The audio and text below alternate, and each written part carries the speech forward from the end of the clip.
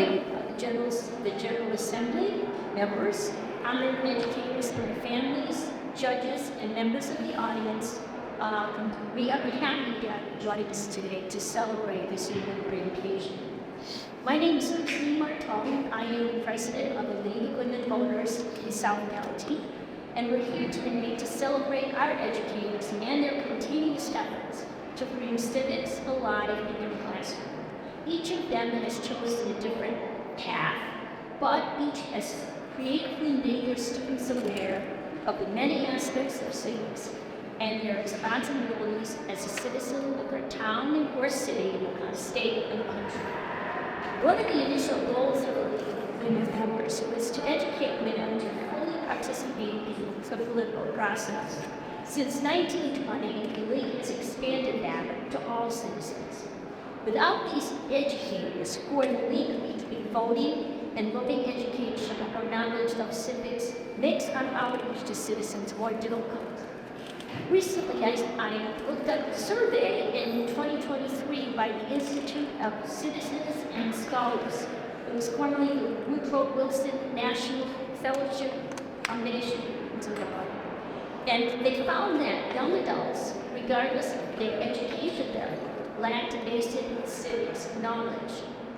Answering and answers both 1.6 questions correctly on 4 standard civics questions. So, only 4% could answer all 4 of them. And 35% said that they did not feel informed enough to participate in the league. So think about that, and think about how many people vote each year, or every 2 years, or every 4 years, and really don't know if they're voting for sometimes. We all need to help civically prepare, activate, and support our students. However, these educators, as well as their cohorts, play a leadership role in empowering students to help strengthen democracy.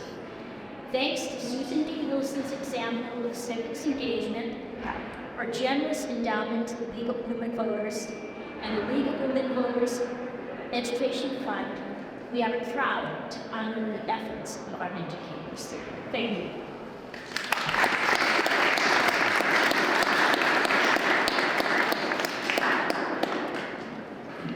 Well, I'm Krista James, chair of the Susan Wilson Board Committee.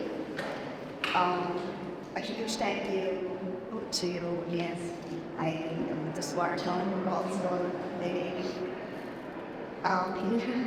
Some religious this year, like all these things I knew don't know about, but we do. That causes us stress. But I woke up this morning and I started scrolling.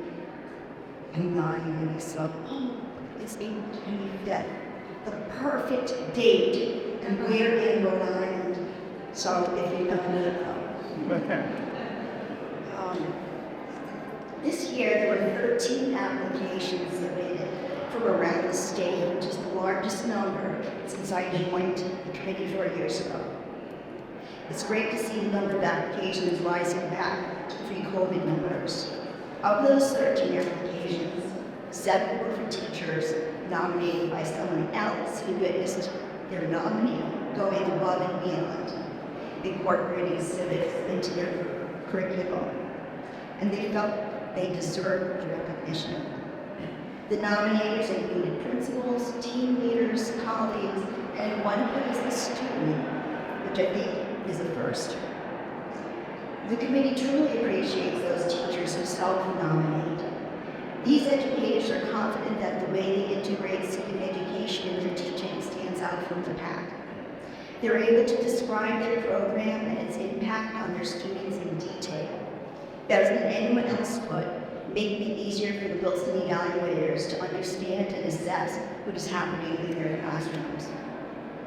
We know that the nominations we receive show just the tip of the iceberg of Rhode Island teachers who are delivering quality civic education to their students. Today, we're proud to recognize this year's outstanding winners of the Susan B. Wilson Award. First, it's my pleasure to introduce the champion of civic education, our keynote speaker, Secretary of State Gregory. And since I know he has to be misunderstood, I'm going to speak about stuff that you can find online about him. But I do want to bring up how, personally, we love him as the Bergstrom. Always a teacher at heart, he has spent much of his time in office in his youth classrooms around Rhode Island to talk about civil engagement. As you point out, he was a civics and social studies teacher. And he meets with students at the State House. Several of this year's Wilson applicants mentioned having Secretary Maury visit their classroom and what a highlight it was for them and for students. This year, Secretary Maury implemented the Civic Liaison Program, through which high school students nominated by their school participate in monthly workshops. They're introduced to government and community leaders and collaborate on civic action projects in their own communities. There are currently 86 students representing 41 high schools participating in the program, which began in June 2023. Just last week, the Civic Liaison Program culminated in the Civic Leadership Summit, a 3-day experiential learning program. There, students met with elected and appointed officials, participated in professional guided workshops, took part in mock legislative session, and learned more about Rhode Island history. Through initiatives such as these, Secretary Maury demonstrates the model that says it all. Please welcome our keynote speaker, the Honorable Brennan-Rand.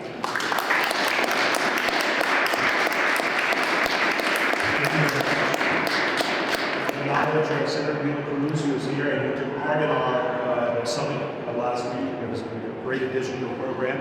And I don't know for any other legislators here. I don't think so. And to congratulate the recipients today, I have spent time in Ms. Keable's classroom. And a fantastic experience at Burrillville High School, and of the many fantastic experiences we've had, but that was a special visit. And I just met Tara, and congratulations to you as well. I believe she's the perfect combination of Italian and Irish, so she must be a great teacher as well. And the folks from Highlander Charter as well. It's an honor to be here as a fellow teacher. And I will be really careful about what I say, because I know we have many social studies teachers in the room, so you will check me on my facts. This is a variation of a talk that I give often about where we are as a nation and how we can preserve our democracy. So, at the conclusion of the Constitutional Convention in Philadelphia in 1787, Benjamin Franklin encountered Elizabeth Powell. She was a well-connected, wealthy Philadelphian whose husband and father-in-law both served as the city's mayor. Her home had long hosted the political elite of the time, including George and Martha Washington many times. And it was a frequent gathering place for the delegates from the convention to go after the day's work to share some dinners, some conversation, and more than a few glasses of wine. Mrs. Powell had been following the proceedings extremely closely, and she came upon Benjamin Franklin on his way back from Independence Hall. He lived 3 blocks from the hall, and he was being carried actually in a sedan chair because he was 81 years old. He was in poor health. But she came upon Franklin and she posed a direct question to him. She said, "Dr. Franklin, what have we got? A republic or a monarchy?" And Franklin replied, "A republic, madam, if you can keep it. If you can keep it." And so our journey through American history is an attempt to keep that republic. And we have been here before. So let's talk about that question as we gather here today to honor these outstanding teachers. And as we know that while we gather, democracy is in the balance around the world and here at home. In 2016, there were 96 electoral democracies around the globe. That number has fallen to 90. Even more troubling, since 2009, the number of liberal democracies has dropped from 44 countries to 32. Liberal democracy being defined by an independent judiciary, a system of checks and balances, a free market system, a bilateral, bicameral legislature, the things that we celebrate about American democracy. And here at home, polling indicates nearly 30% of Americans believe that the presidential election of 2020 was fraudulent, stolen, or rigged. And a similar percentage support the idea that America should be led by a strong leader, an autocrat, or even the military. On January 6th of 2021, hundreds upon hundreds of Americans resorted to violence to interrupt the proceeding that symbolizes the peaceful transfer of power that we have come to expect in this country, and that serves as a shining example of American exceptionalism, a tradition and an expectation that has stood since the Civil War. In fact, it stood uninterrupted 15 times before the Civil War, and then 28 times since the Civil War until 2021. Millions of Americans now empathize with those who were there on that day and disrupted this example of American exceptionalism. In fact, many believe they were wrongly convicted. Some refer to them as hostages. We have to ask ourselves, how do we get here? How can we turn the tide? How can we treat each other better as Americans? How can we do better as citizens? Well, history can help us, and that's why it's appropriate that we are here today with all these talented teachers. And civic education can bind the nation's wounds. We have been here before, and the history teachers in the room know this. We have managed to right the ship each and every time we have faced these trials and tribulations. In every instance, we have had elements within American society that have benefited from the division and political vitriol that gets one group against another. There is no innocent party here. There is no political group that is more guilty or less guilty than any other. This is the history of America. But in each instance, democracy prevailed and actually expanded on that bumpy road toward a more perfect union. We have been divided by disputed elections before, both in 1876 and 2000. In both cases, the results were much, much closer than in 2020, and the irregularities much, much greater. But in both cases, the losing candidate chose to concede for the betterment of the nation and to offer best wishes for the success of the new president. We had the Red Scare, the first Red Scare in the 1920s, which was rooted in post-World War I xenophobia and nativism. Irish, Italian, Eastern European, and Chinese immigrants challenged the white Anglo-Saxon Protestant political establishment and culture. And the prevailing thought was that Judaism and Catholicism were considered to be in direct opposition, incompatible with American democracy. We cannot imagine that today, incompatible with American democracy. Thousands were deported, thousands imprisoned, more than a few convicted without evidence, Jacquelyn being an example.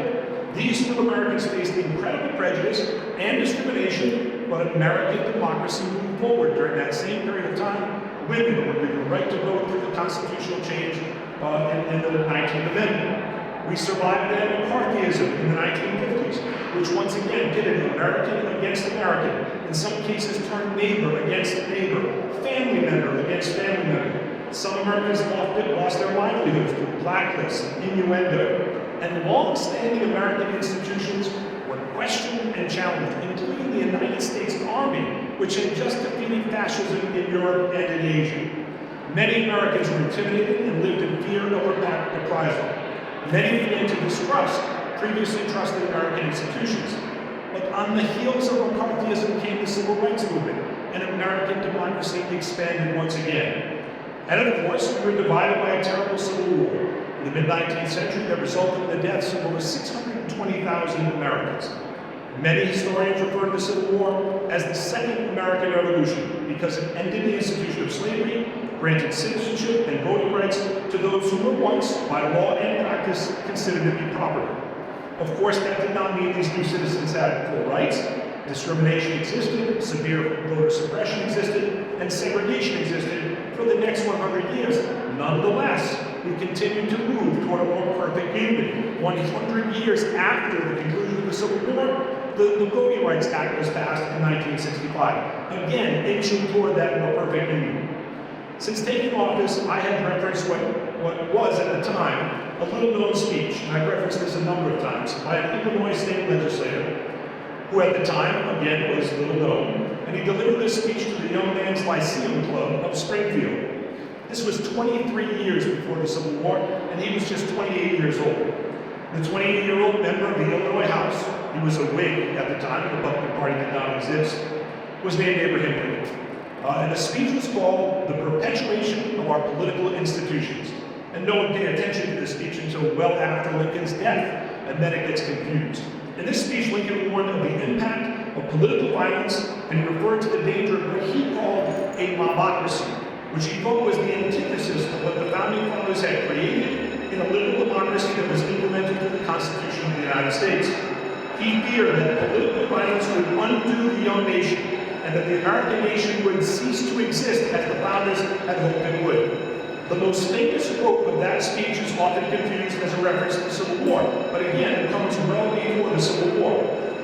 And I quote, "Shall we expect some transatlantic military giant to step the ocean and crush us at a blow? Never. All the armies of Europe, Asia, and Africa combined, with all the treasure of the earth in their military chest, with a Bonaparte for a commander, could not by force take a drink from the Ohio or make track on the Blue Ridge in the trial of 1,000 years. Lincoln said, at what point then is the approach of danger to be expected?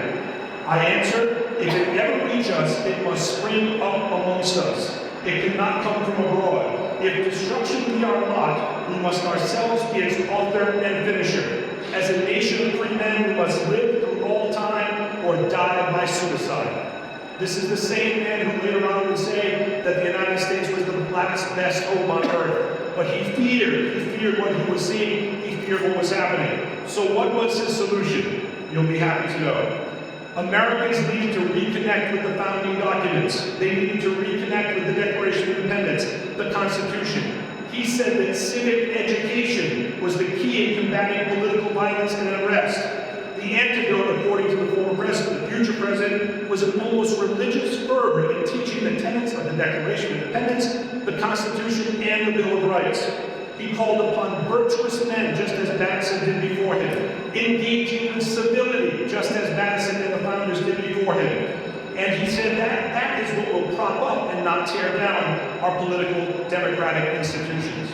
In short, the 28-year-old Lincoln, who had not become the deity that we think of today, said that civic education would preserve Americans' democratic institutions and democracy itself. I believe he was right. And that is why it's so important for us to be here today to recognize these incredibly important people in making sure that civic education and our democracy is preserved. Thank you very much for your attention. Thank you to the ladies and gentlemen. And congratulations to all of you who have been here To Sullivan Island's only daily newspaper, where she writes a weekly column and serves as the arts and culture writer. She's the recipient of several awards from the Rhode Island Press Association.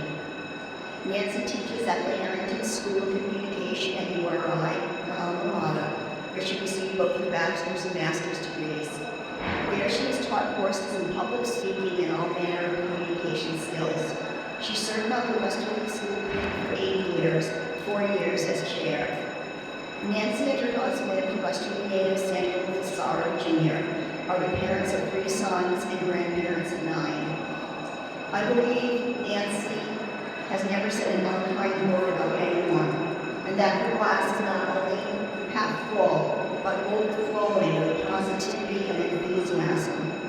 Her commentary on each of the 13 books and applications was thorough and detailed, and if it were up to Nancy, every one of the applicants would be here today receiving an award.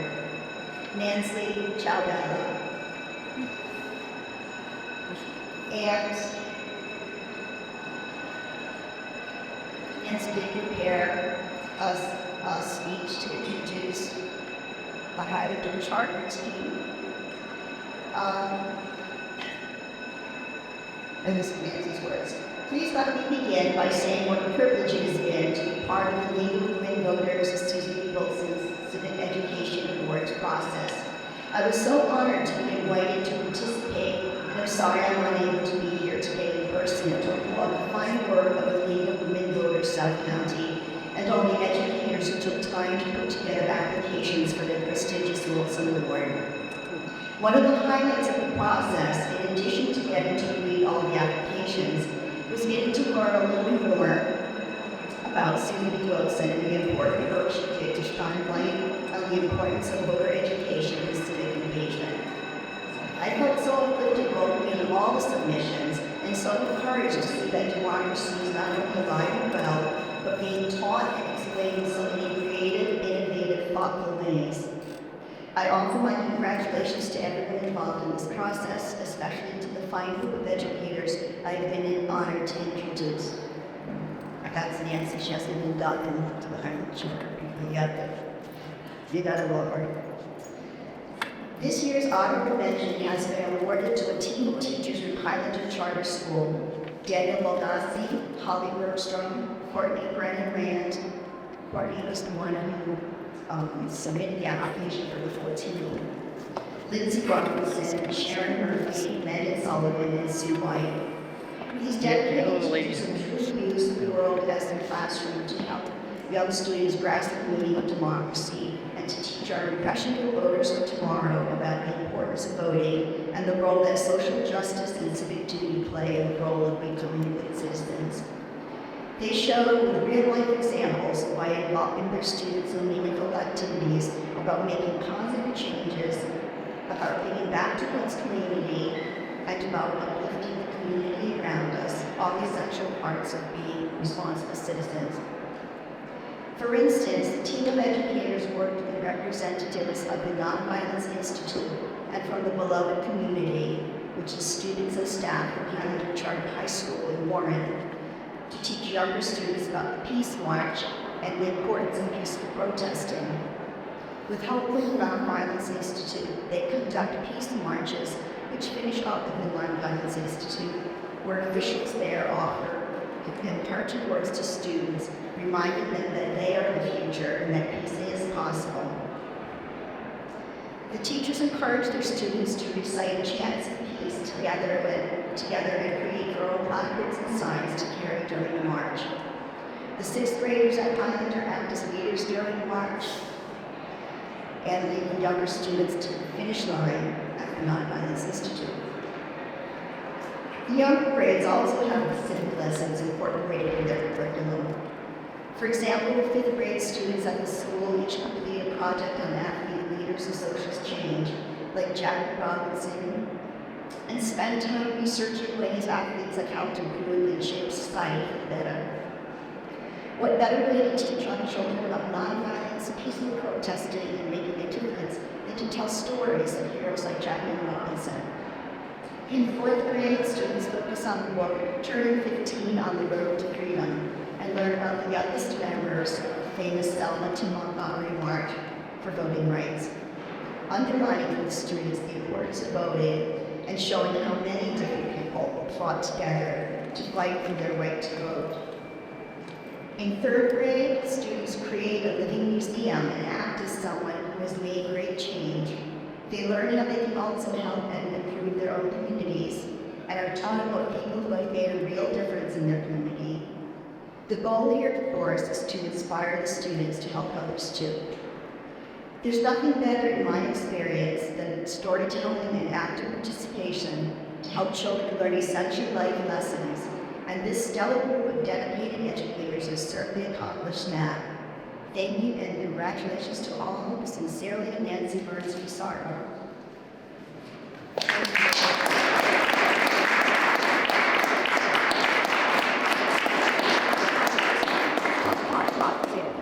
He works here, flats, and we also have a bunch of citations from the Secretary of State on this. So everybody needs to know that, and Courtney is going to represent the group. So yeah, actually, I don't think it is right, but it is. PowerPoint. And so I was thinking, yes. I'm sure it's so wait. That's very soon. This is my mark, like to do it.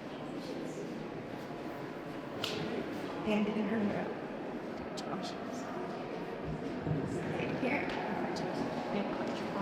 Hello, and I just want to thank you, Julie, the voters of Burrillville, for awarding our team the Honorable Mention Prize.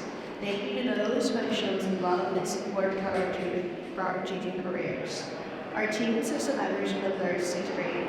Dan and Lindsay are in 3rd, Megan is in 4th, and Sue and I are in 5th, and Sharon and Holleigh are in 6th. At Highlander Charter School, it is quality educators for our students that have an understanding of social justice and civic duty. And we want our students to understand that civics is more than voting. Civics is also about giving back to the community and uplifting the community around us. At Highlander Charter School is a mission school into which students exclusively need to be a part of social change, and a lesson opportunity to give our students back year after year.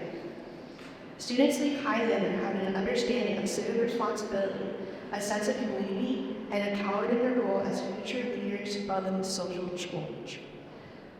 Working together with the Nonviolence Institute and the local community has helped uplift our students and to teach them about their rights to peaceful protest and how they are the future of change.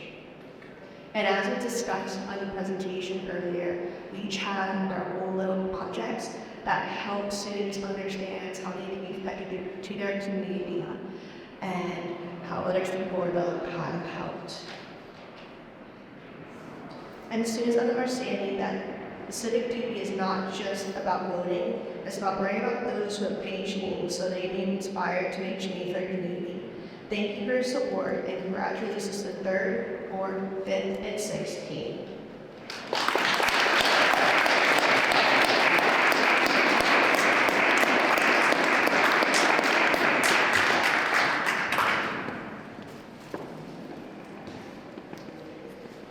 Congratulations, team. And I'll also know one of the team members who are 7 on the team how they did today.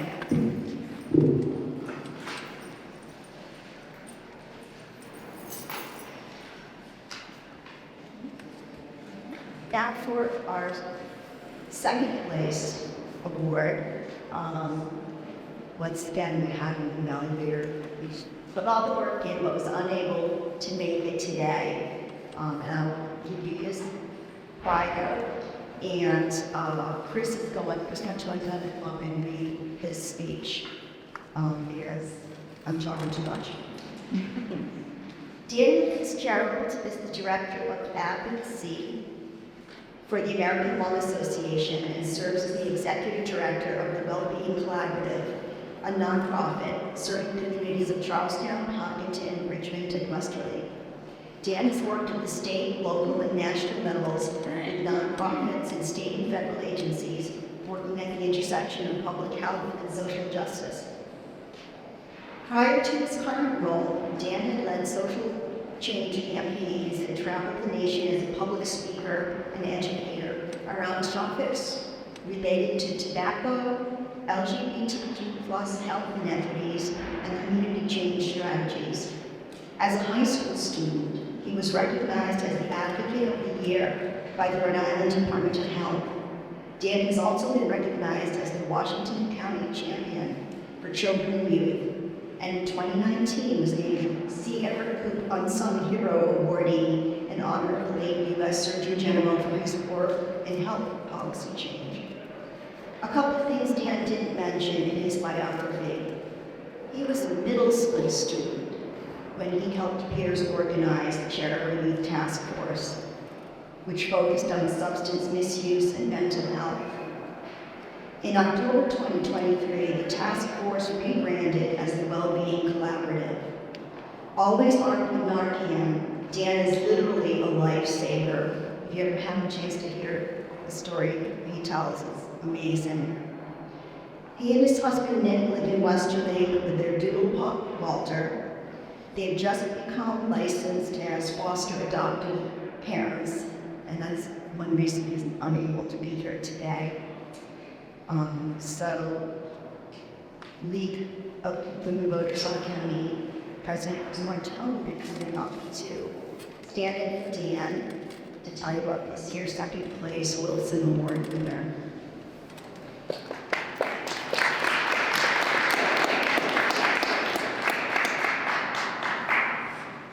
I'm happy to help Dan out enough to suspend the Emily right now and pretend I'm not. So, the jury prize for the 2024 Susan Nicholson Civics Education Merit Award goes to Jacquelyn Keable of Burrillville High School. Jacquelyn was nominated for the award by her Social Studies Department Chair, Stacy LaMontagne. Stacy's praise for Jackie's efforts were effusive. Jackie, a Burrillville High School graduate herself, was hired in 2017 to replace a well-loved colleague who was essential in helping create the school's criminal law CTE pathway, but who had to resign because of terminal illness. Though Jackie had little background in law, she was determined to maintain the program her predecessor had begun. She consulted with lawyers and representatives of Roger Bellini University to ensure that she got the curriculum right. Soon the program was accredited through that university and the state of Rhode Island, and it has a goal of one of the students popular CTE pathways. Jackie was able to do all of this, while also working on 3 other new preps, coaching everything from basketball to track, and pursuing her master's degree at Providence College of Special Education, which she earned in the spring of 2022. Jackie completed AP training to learn and develop a curriculum in government and politics, which was inaugurated during the 2022-2023 school year.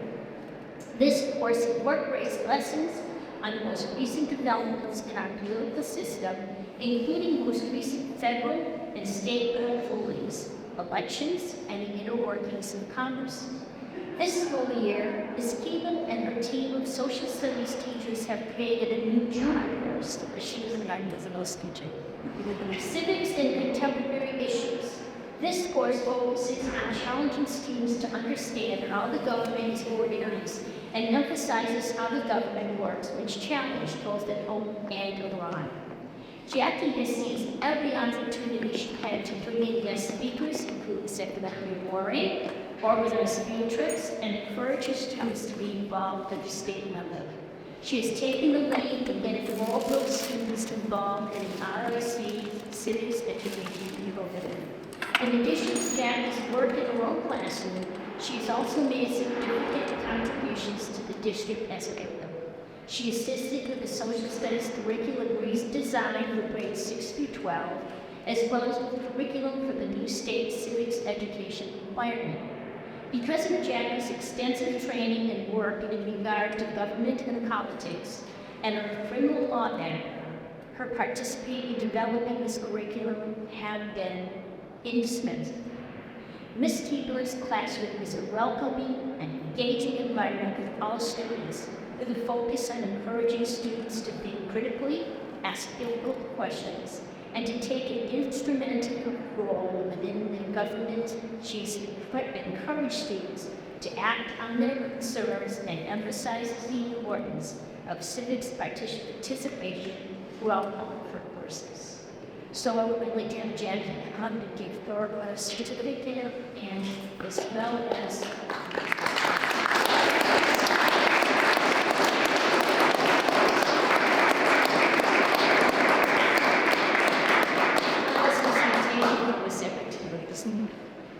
the contributions.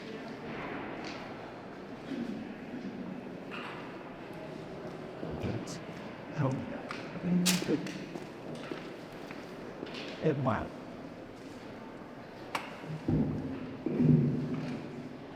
First, I would like to thank the Scott County League of Welfare Service for your honor. In 2018, I sat with a committee of fellow rebel social studies teachers and director of instruction for England with the goal of creating a new 6-year level social studies course to sequence for our students to follow. In doing so, we were able to tailor our high school social studies courses to build upon the foundations starting in the 8th grade.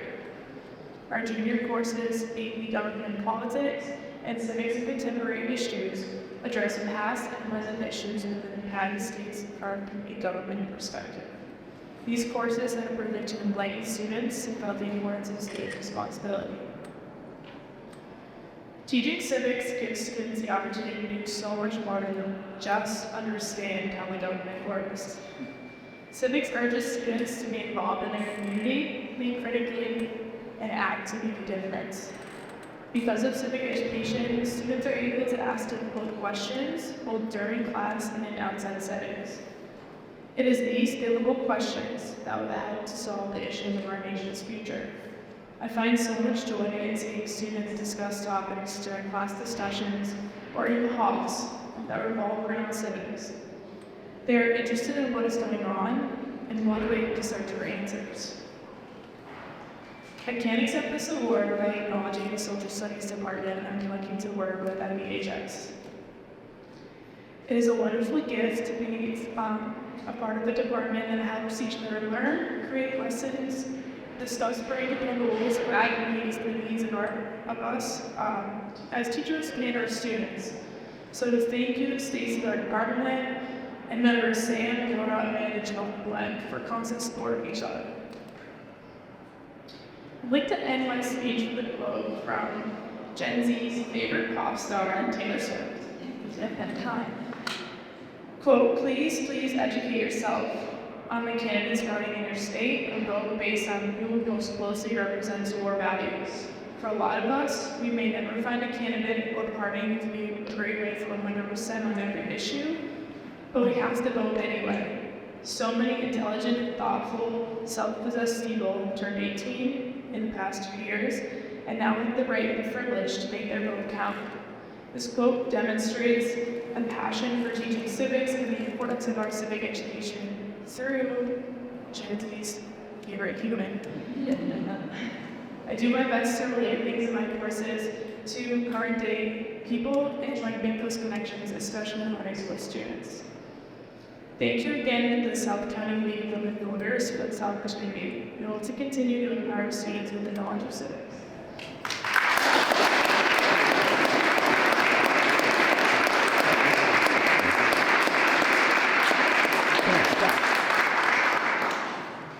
Congratulations, Jeremy.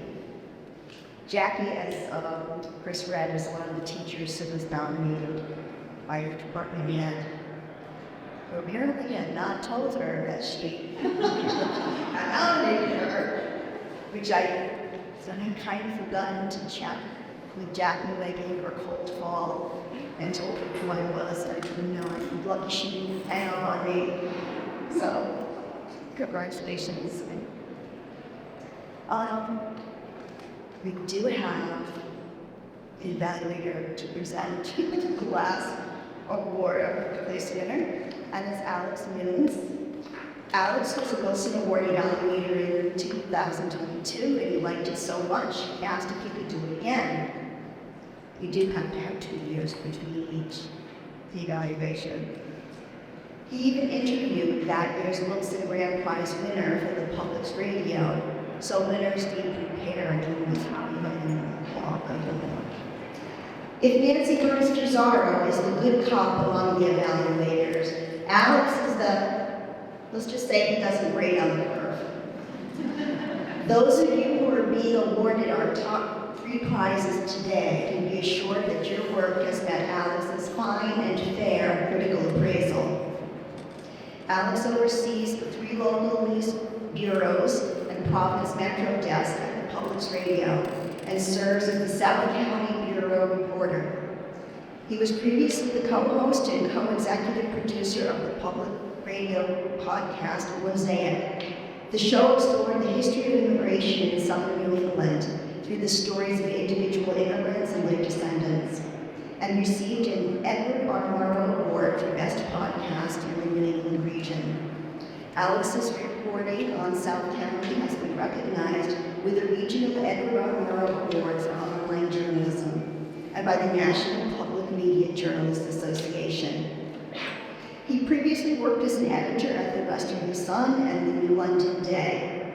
He holds a master's degree in journalism from Columbia University Graduate School of Journalism and a bachelor's in sociology from Rhode Island College.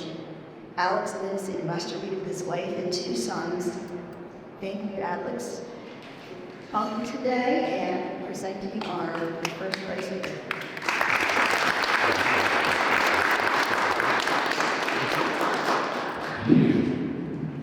I was hoping after hearing Secretary Morey's introduction that I might be introduced as the Honorable Alex News today. So it's unusual for me to read about high school social studies curriculum and have this thought, man, I want to take that test. Well, that is exactly the reaction I had when reviewing Tara Seger's nomination for the Susan B. Wilson Civics Education Award. As a teacher at North Scituate High School, her instruction draws on a deep understanding of history, current events, social justice causes, and civic engagement. It brings lessons on subjects ranging from civil rights to the liberties in the U.S. Constitution, to migrant and refugee studies, to life for students with creative and engaging activities. For example, students learning about the history of the Armenian genocide not only get a deep understanding of this dark period in history, they go on field trips at places like the Armenian Historical Association of Providence and the Armenian Martyrs Memorial Monument in Providence to better understand its reality and impact. Terra students are also challenged to find ways to engage with the subject matter in a modern context. Through actions like writing to a movie studio to lobby for a film on the subject, or by contacting the state's senior U.S. Senator to push for broader recognition of the genocide. In another context, a lesson on civil rights and legal procedure takes the form of a creative and engaging mock trial showing students the ins and outs of Robert's Rules of Order. And as a quick side note, after years of covering local government in Rhode Island, after reading Tara's lesson plan, I can confidently say her students may now know more about Robert's Rules than your average town counselor. Tara's students also benefit from her continuous drive to expand on her lessons and depth of knowledge by seeking opportunities to learn directly about the issues she teaches in the classroom. She's participated in advanced learning programs on the Holocaust in Jerusalem, gone on a study tour of the United Arab Emirates, and personally interviewed refugees who bring their stories into the classroom. Tara has also shown deep commitment to professional development and sharing her knowledge with other educators by writing her own book on Minnie's conflicts and refugee experiences, speaking at conferences in the U.S. and abroad, and serving as a professional development facilitator and mentor at North Scituate High School. Overall, her decades as an educator demonstrated a commitment to student learning and understanding, as well as her dedication to inspiring civic-minded values and actions in her students. All this makes her an ideal person to be recognized for the award she's receiving today. So without further delay, it is a privilege to now present Tara Seger with the 2024 Student B. Wilson Civic Education Award, first place honor.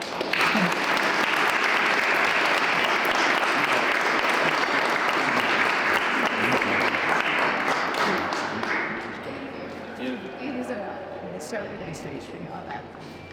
Everyone's doing fine today. Good afternoon, everyone. It is sincerely such an honor to receive the Susan B. Wilson Civic Education Merit Award. There are countless dedicated educators throughout the state of Rhode Island, the country, and the world that are deserving of such an honor. I deeply appreciate that the League of Women Voters of Rhode Island has made the effort to annually recognize teachers who put their hearts and souls into their work each day. As Benjamin Franklin once noted, "Tell me and I forget, teach me and I may remember, involve me and I will learn." As we know, the work of a teacher extends far beyond the school day hours. Highly effective teachers brainstorm new and innovative lesson ideas tirelessly to keep current in regards to local and global events in an effort to facilitate classroom discussions centered around civics and geopolitics, ultimately molding students into informed voters and active citizens who care. They embed civics into their lessons in order to assist students with being knowledgeable about their civic rights and responsibilities via deep learning-based lessons with a foundation in civic engagement, focusing on topics such as protest movements, mock trial, as you mentioned, one of my favorites, I sent pictures to kids said, oh no, not the pictures, about the costumes, current events, freedom of speech, freedom of the press, propaganda, and the challenges faced by marginalized populations, including immigrants and refugees. Teachers regularly bring in guest speakers, and you're going to be one of mine, so get ready, from around the world, both locally and remotely, to solidify student understanding and empathy for critical global issues. Thus, it is immensely appreciated that the League of Women Voters of Rhode Island offers the Susan B. Wilson Civic Education Merit Award as recognition of the hard work and dedication of the teachers in the state of Rhode Island. High-quality educational experiences cannot be implemented by the classroom teacher alone. I would like to take a few minutes to express my gratitude to just a few key individuals who have helped me grow as an administrator. Salito, hi, how are you? First of all, I want to say thank you to Dr. Salito, who was a good support and who was my principal in the past. So nice to see you. I would also like to thank my current principal, who I saw has slipped in. I didn't see you come in. Thank you so much for coming. I know how busy you are. I hate to give you more work to do. Mr. Hassel has a tireless dedication in Scituate High School.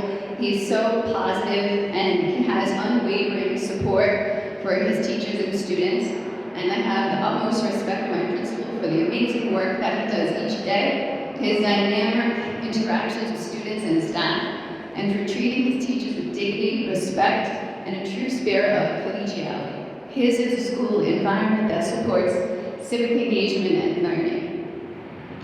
I also wish to thank the students at Scituate High School for being respectful, engaged, and eager to learn over the years. They give me a sense of purpose in my work. On a more personal note, I would like to thank my family for supporting me. First of all, I would like to thank my husband, Dan, for acting as a tremendous support to me as a partner. I am lucky enough to be married to a principal in East Greenwich School Department. My husband and I frequently discuss education, professional development, and cutting-edge strategies I can implement in my classroom. He has been my greatest coach and fully supports me in my research, including my upcoming trip to Armenia, and he traveled alongside me throughout Israel, the West Bank, and Istanbul. His expertise in education and his dedication to his family have enabled me to excel professionally. I would like to thank my mother, Catherine Giano, for being incredible support throughout my 19-year career in education. Over the years, she acted as my child care. My children are truly blessed to have her in their lives. She was often the teacher of my children when I was in my classroom with my students. I also want to thank my sons, Gavin and Owen, and my nephew too, Maddie, for allowing me to do what I love, to teach, even when I'm not at home. My children allow me to teach them about current events, to assist them with homework, and to read books with them. We recently traveled to Washington, D.C. and to New York City together. There, they acted as sponges and showed enthusiasm when I brought them to places such as the Lincoln Memorial, the Holocaust Museum, and the Vietnam Veterans Memorial, as well as the 9/11 Memorial and Museum. It warms my heart to teach my students, but it is also vitally important to me that I am able to teach my own children as well. I'd also like to thank my grandparents, Gerald and Nancy Sharon, for always being there to listen to me discuss my passion in regards to refugees, education, and travel. They have always supported me with sincere enthusiasm and have served me delicious Italian food to give me strength for the long nights at school for open house and parent-teacher conferences.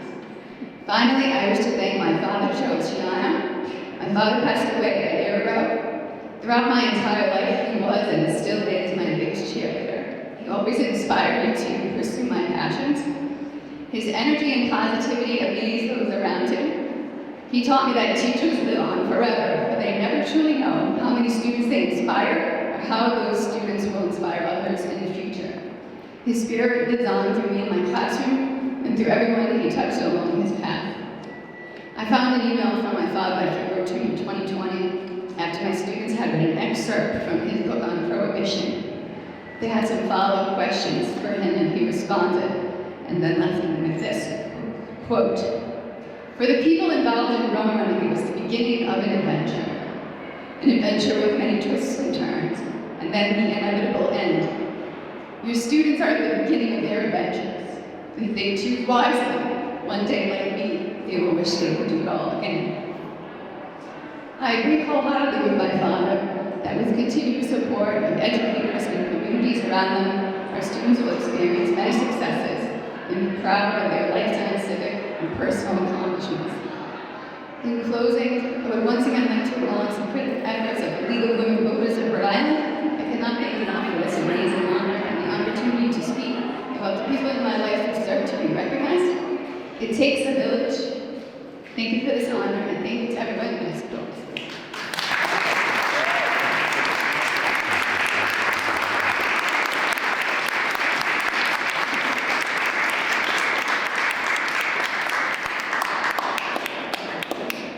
I'll be quick. I just have a few acknowledgements. Again, congratulations to our educators. We ask where the League of Women Voters are always looking for new members, just let you know. So please look on our website, men and women.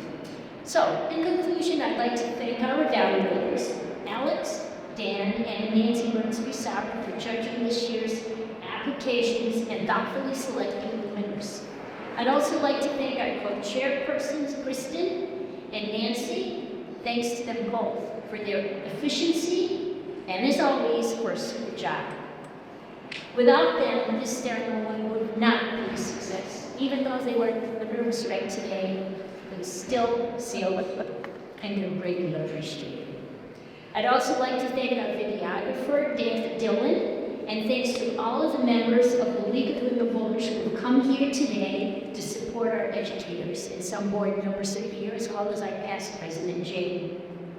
Lastly, I'd like to thank the League of Women Voters Rhode Island Education Fund for supporting these awards. Susan D. Wilson was the started this award with some money. We have used it ever since, and we intend to do it forever. This is a great opportunity for teachers and for our league to really honor these teachers. That concludes our presentation. We can have lots of fun now. Let's have a round of applause for the teachers before we leave.